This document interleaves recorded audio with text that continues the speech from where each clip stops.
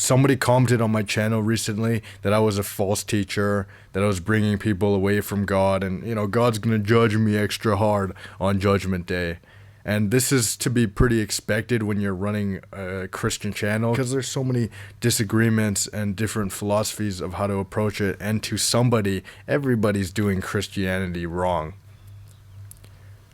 For some reason though, that comment almost gave me a panic attack. I honestly had some trouble sleeping. Just the idea that no matter how hard I try to say loving, true things that make the world better, I could be unknowingly dragging people down, leading people away in a spiritual or eternal way. Am I hurting 30,000 people's lives? I honestly couldn't sleep, and suddenly I became scared to say anything. In these past 6 months, I've been really just trying to dedicate myself to learning as much as I can, going into university too, minoring in philosophy, taking some biblical scholarship classes, and in my free time, just trying to read as much about philosophy of religion and studying the Bible as much as I can. And this kind of backfired on me, man.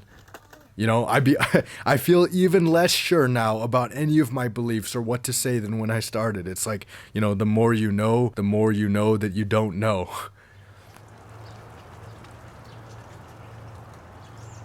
People have called me way too soft, way too left-wing, way too accepting. Maybe they're right, but I'm praying. I'm feeling convicted. I'm reading the Bible. But they're also reading the Bible. They're also praying. And it's just confusing how we can get such different responses. It makes me trust myself less. I've had so many moments where I'm just like, wow, I was so wrong. And this topic is way more complicated than I initially thought when it comes to philosophy or theology or even like the Bible. And it's been really humbling, man. Like, to give you an example, I used to think morality was a really clear idea. If you believe in God, you believe in objective morality. If you're an atheist, you believe in subjective morality. And I could not have been more wrong about that. There have been so many arguments since the beginning of philosophy that have argued for an objective morality separate from God. Look at Platonic forms, or I heard Kant also does this, but don't ask me anything about Kant. And then nowadays there's objective moral arguments like intuitionism or moral naturalism. And in the same vein, it's not as simple as just because there's a God, that means morality is objective. It's a lot more difficult to ground it in that sense. In the Bible, there's so many words I didn't know. Learning all the amount of words that we don't have a context for, that is deeply debated on the original meaning or what it's truly about in like academic biblical study. And people dedicate 40, 50, 60 years of their PhD lives to all of these topics, and they still end up disagreeing. And I, as the blubbering 19-year-old, really thought I was right about everything.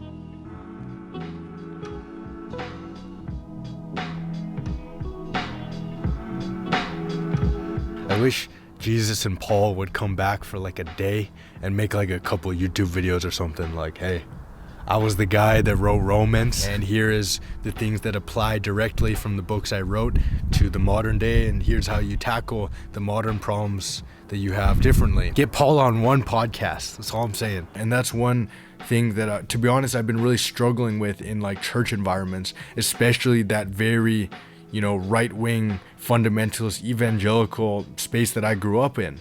A lot of them have this mindset that like I'm right. I've carried the right position since I was 5 years old because it was taught to me, and I'm so right. I don't even need to hear other opinions. My church leaders, people around me had so much confidence in these beliefs. When I was growing up, I was told that you can 100% be sure and be proven that God was real because we have the cosmological argument, right? And I was so confident. I trusted in that, fully believed in God purely on the hinge of that argument because that's what I was taught. And turns out, as you study philosophy, you realize, wow, we don't know if half of these premises are true. We don't know if the universe needs a first cause because we can't know if the laws of our universe that we perceive apply to the origin or the creation of it. And we don't know, even if it did need a first cause, whether that had to be some sort of omni God, or whether it could have been the universe, or whether it was some sort of eternal recurrence in like a multiverse or something. And when I brought this up, they had never heard of those things in their whole lives because they were satisfied enough by hearing the argument. My face just fell. I felt immensely sad. I felt immensely depressed. This was the whole hinge of my belief in God. When you boil in it, it's kind of like they just got this intuition, or they just have this feeling from God that they just know they're right to the point they don't have to consider or listen to other opinions. And like, maybe that works for them, maybe it's true, but I just can't feel that. I don't feel that. I feel this unsureness, and it's frustrating, man.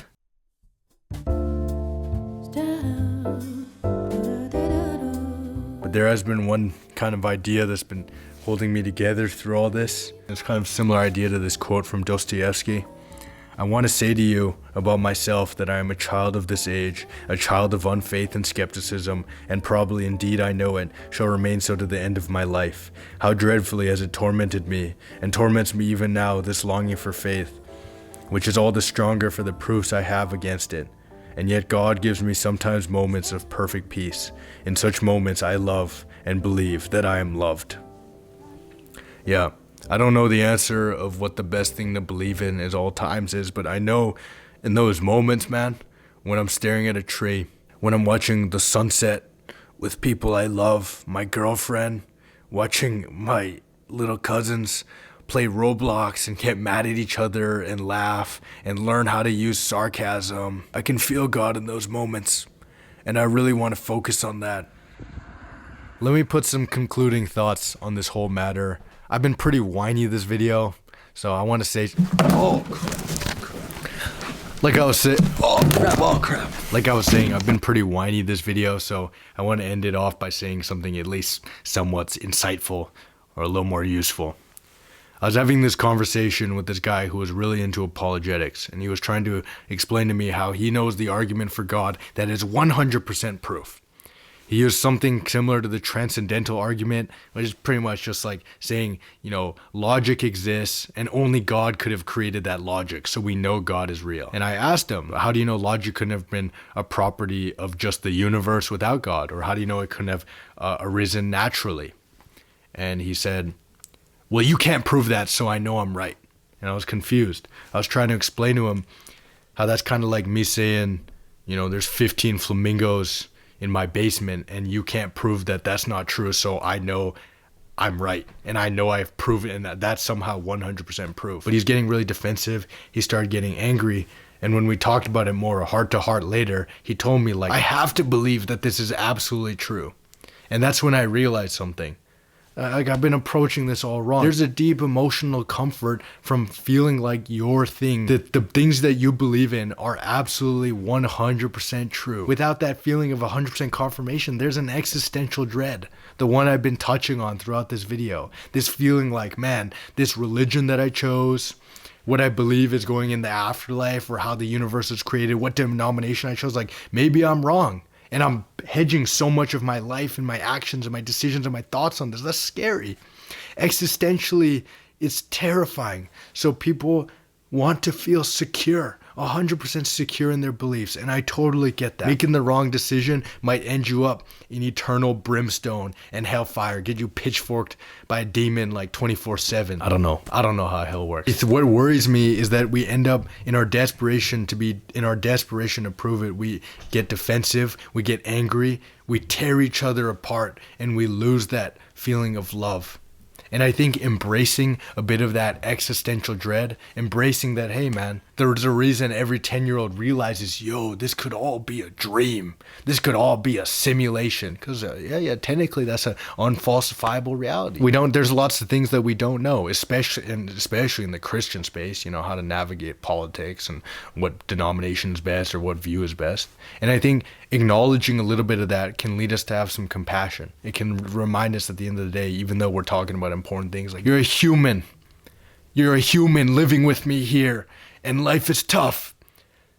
We're hurt. We're in a hurt world where hurt people hurt each other. And there are so many days where it'd be so nice to just have somebody at the end of the day that I can have a coffee with, that despite our differences, you're here and I'm here, and being together can make us stand and survive and navigate this world a little bit easier. And that goes for another Christian who's way more liberal or conservative than you. That goes for the atheist. That goes for the agnostic, because it comes down like Genesis 1:27, man. All of us, every human being, molded, shaped so beautifully designed. And I think it's easy to forget that nowadays in all this discourse, take down, all proving them wrong environment. And if there's one thing that I feel in all my unsureness and existential dread about what to believe and what to think, it's helped me love easier, find those moments of loving other people as we acknowledge and huddle together in all the unknown.